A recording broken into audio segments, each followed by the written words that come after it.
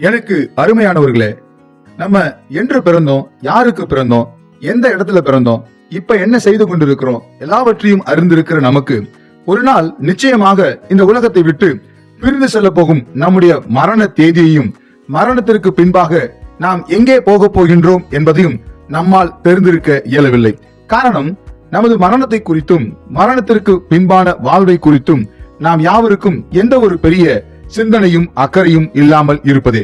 நம்முடைய மரண நாளை நம்மை படைத்த பரிசுத்த தேவன் ஒருவரே குறித்து வைத்திருந்த போதிலும் மரணத்திற்கு பின்பான நமது வாழ்வு என்னவென்று நாம் அறிந்து கொள்ளும்படியான உண்மையையும், வந்தது தெரியும் போவது எங்கே என்ற கேள்விக்கான பதிலையும் பரிசுத்த வேதாகமும் நமக்கு திட்டமாக சொல்லி இருக்கின்றதை நாம் காண இயலும். நம் தாயின் கருவிலிருந்து நிர்வாணியாய் வந்த நாம் மீண்டும் நிர்வாணியாய் திரும்ப போகின்றோம். நாம் உலகிற்கு வந்தபோது எதையும் கொண்டு வரவில்லை. இந்த உலகத்தை விட்டு நாம் பிரியும் பொழுது எதையும் நம்மோடு எடுத்துக்கொண்டு போக போவதும் இல்லை.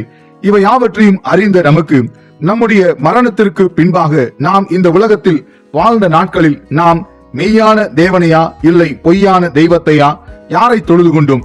நமக்கும் தேவனுக்குமான உறவிலும் நமக்கும் சக மனிதர்களுக்குமான உறவிலும் நாம் நடப்பித்த செய்கைகளுக்கு தக்கதான பலன் நம்மை நிச்சயம் வந்தடையும் என்பதையும், அப்படியாக நம்மை வந்தடைய போகும் நம்முடைய பலன்களுக்கான தீர்ப்பு இயேசுவின் இரண்டாம் வருகையிலே நியாய தீர்ப்பு நாளிலே ஒன்று பரிசுத்த தேவனோடு அழிவில்லாத நிரந்தரமான பரலோக வாழ்வு நமக்கு கிடைக்க பெறலாம்.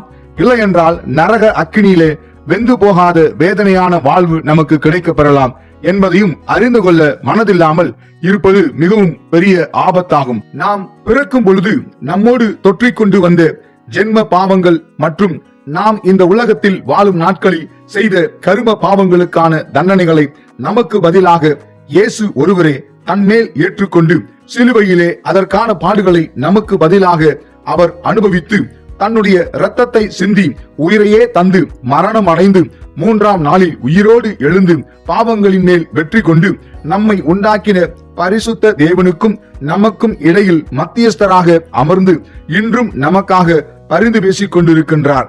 இதன் மூலமாக இயேசு ஒருவர் மாத்திரமே நம்முடைய வாழ்வு, நமது உண்மை, அவரே நமது வழி என்பதை அறிந்து இயேசுவின் மேல் முழு விசுவாசம் கொண்டு அவரை மட்டுமே தன்னுடைய சொந்த தெய்வமாக ஏற்றுக்கொள்கின்ற யாவருக்கும் வந்தது தெரியும் போவது எங்கே என்ற கேள்விக்கான பதில் பரலோக ராஜ்யத்திற்கே நாம் சென்றடைவோம் என்பதை நிச்சயித்துக் கொள்ள முடியும். பரிசுத்த தேவனுடைய நாமத்தை தொழுது கொள்கின்ற எவனும் ரட்சிக்கப்படுவான். இயேசு இல்லாமல் வேறொருவராலும் ரட்சிப்பு இல்லை.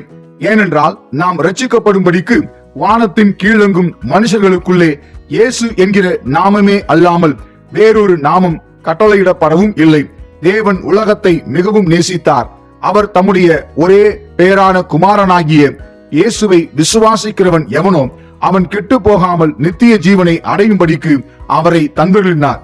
இயேசுவே தேவன் என்று உன் வாயினாலே அறிக்கை செய்து தேவன் அவரை மரித்தோரிலிருந்து எழுப்பினார் என்று உன் இருதயத்திலே விசுவாசித்தால் நீ ரட்சிக்கப்படுவாய். ஆகவே எனக்கு அருமையானவர்களே, நம்முடைய பாவங்களில் இருந்து நம்மை மீட்டெடுத்த ஒரே தெய்வம் இயேசு மட்டுமே என்பதை முழுமையாக விசுவாசிப்போம். பாவ மன்னிப்பின் நிச்சயத்தை பெற்றுக்கொள்வோம். மெய்யான தெய்வமாகிய அவரை மட்டுமே நம்முடைய வாழ்நாள் முழுதும் தொழுது கொள்வோம். அவர் நமக்கு காட்டுகின்ற வழியில் அவருக்கு பிரியமாய் நாம் வாழ்வோம். அவர் நமக்கென்று குறித்த நாளிலே சரீரத்தில் மரணமடைந்து ஆத்துமாவிலே அழிவில்லாத தேவனோடு என்றென்றும் வாழத்தக்கதான நிரந்தரமான பரலோக வாழ்வை பெற்றுக்கொள்வோம். வந்தது தெரியும், மரணத்திற்கு பின்பாக நாம் போக போகிற இடம் பரலோகமே என்பதையும் அறிந்து நிச்சயித்துக் கொள்வோம். இக்காணொலியில் இறுதி வரை கண்டும் கேட்டும் உணர்ந்தவைகளை தங்களின் அன்றாட வாழ்வில் கைகொள்ளப் போகின்ற உங்கள் யாவரையும் பரிசுத்த தேவனும் உயிர்த்தெழுந்த ஆண்டவருமாகிய இயேசு கிறிஸ்து அளவில்லாமல் ஆசீர்வதிப்பாராக.